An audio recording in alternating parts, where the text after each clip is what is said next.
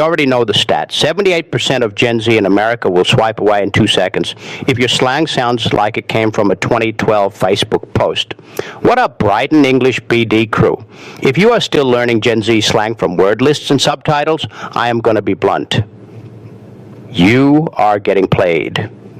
The real classroom is TikTok challenges, not the polished ones, the messy ones.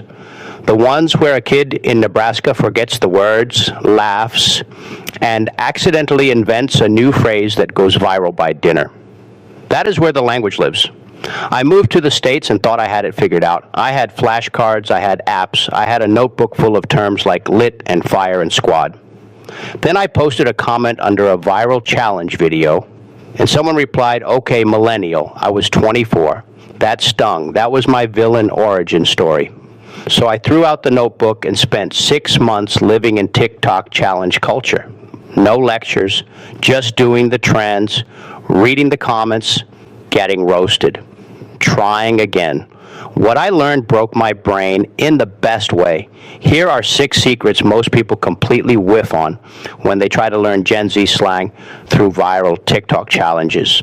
First secret, you think you're learning definitions. You're actually learning timing. Slang is a joke, and the challenge is the setup. Take the phrase, "it is giving." A textbook will tell you it means it reminds me of. Technically, sure.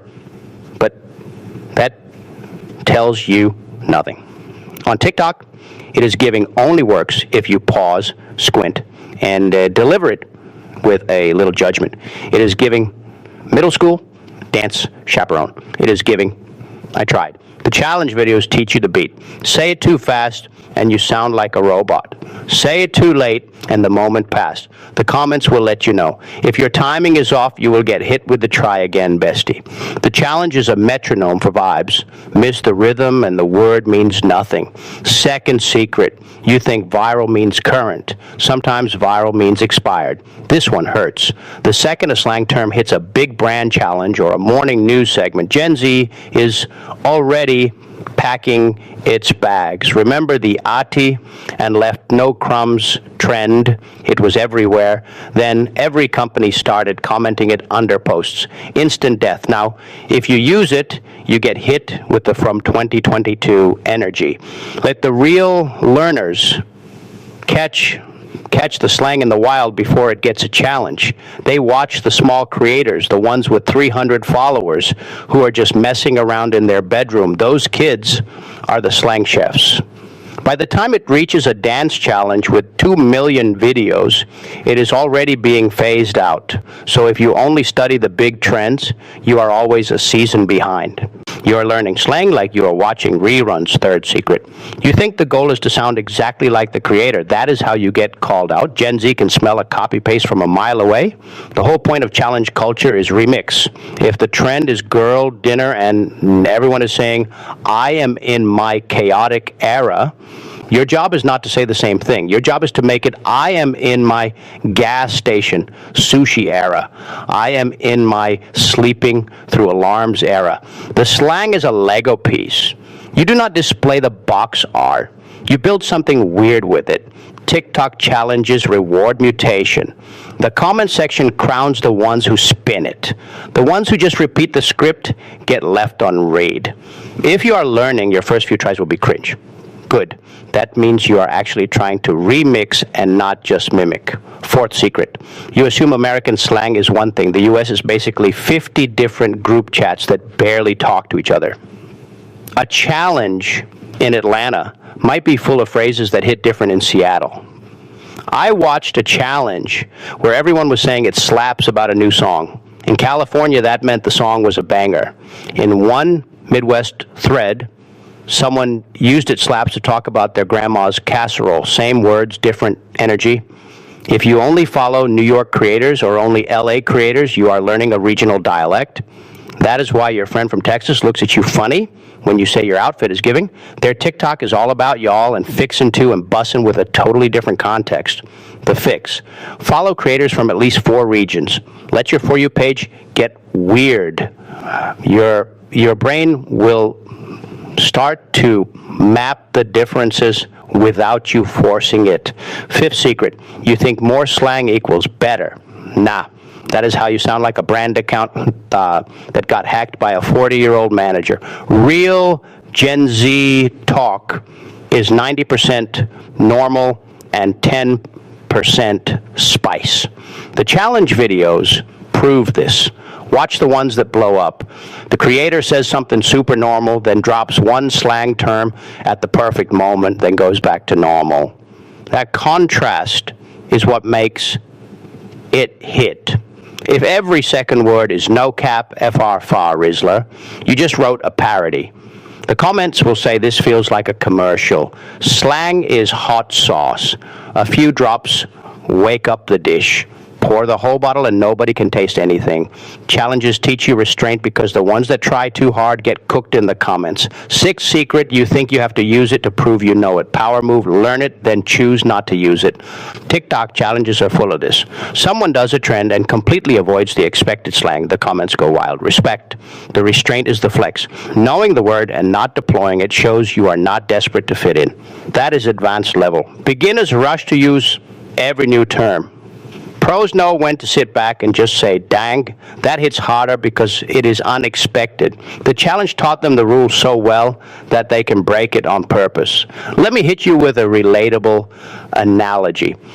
Learning slang through TikTok challenges is like learning to play basketball by joining pickup games, not by reading the rule book. The rule book tells you what a foul is. The pickup game teaches you that nobody calls that foul unless you're being a jerk. It teaches you the unspoken stuff, when to talk trash, when to just nod, when to scream and one, even though nobody knows why. Textbooks are the rule book. TikTok challenges are the sweaty court where someone just crossed you up and now you have to adapt or get embarrassed. You learn faster because your pride is on the line. Here is my personal stake. I used to run a very serious English class. We did drills, we did tests. My students were polite and perfect and completely unprepared for real America. One kid went to Florida and told a group of teens their party was very lit. They asked if he was a substitute teacher.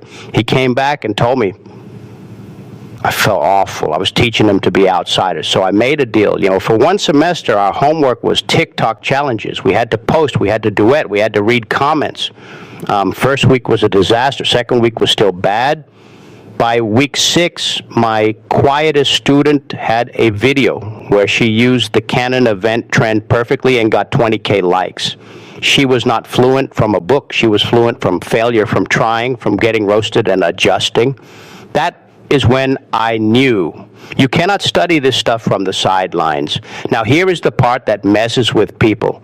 The whole system is designed to make you feel behind. That is not an accident. Slang is a social boundary. It moves fast, so the in-group stays the in-group. TikTok challenges are the gate.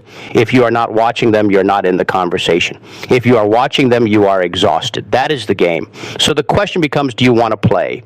Because once you start, you are signing up for a treadmill that never stops. A new word today, a new trend tomorrow, a new meaning for an old word by Friday. So what do you actually do? Here's the plan I give my students. Pick one challenge per week.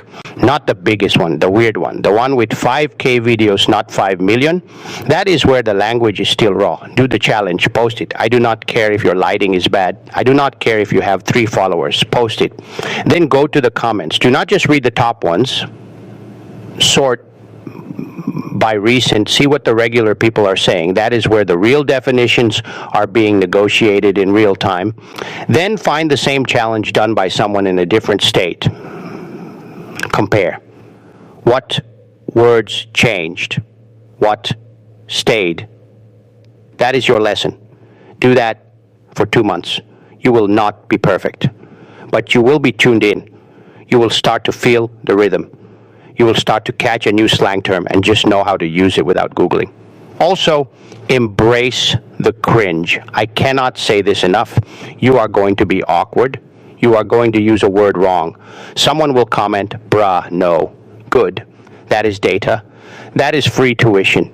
Every American kid went through that phase. They just did it when they were 14 and nobody saved the video. You are doing it now as an adult. That takes guts. The internet respects guts. The more you try, the faster you calibrate. One last thing. Log off sometimes. Seriously. Touch grass. Talk to people with no phone, because slang is born online, but it lives offline. If all you do is study challenges, you will sound like an algorithm.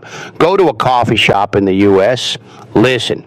You will hear a teen use a TikTok phrase with zero context and their friend will just nod. That is the final test. Can you use it when there is no music and no ring light? If yes, you made it. So here is my question for you, and I really want to fight about this in the comments.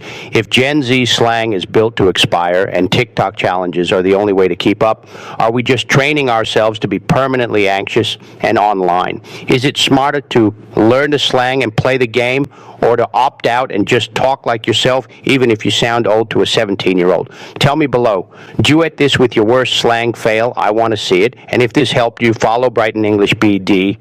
We are not here to teach you English from 1990. We are here to get you ready for the English that is happening right now on your phone. Because at the end of the day, language is not about being correct. It is about connection. And sometimes connection means knowing when to say "Delulu," when to say "that is so real," and when to just shut up and let the silence do the talking. Now go do a challenge. Be cringe. Learn something, then log off and go live your life.